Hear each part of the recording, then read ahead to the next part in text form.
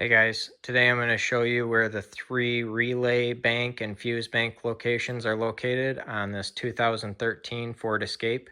If this video is helpful, can you smash that thumbs up button and leave a comment down below for the YouTube algorithm? Really helps out a lot.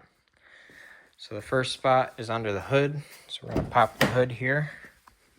So right over here in the driver's side corner is the fuse box under the hood. There's a tab right back here that you pull up and then you can release the cover right there. Numbered diagram on the back to show you what the fuse numbers are.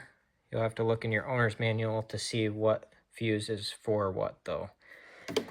So then you can replace this cover here.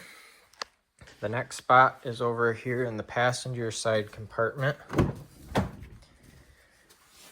Right down here. You can see all those micro fuses right there. And the last spot is in the trunk. So right back here is our third and final location. Just twist that and pull. And then you've got some micro blade fuses and a relay and a couple of box fuses.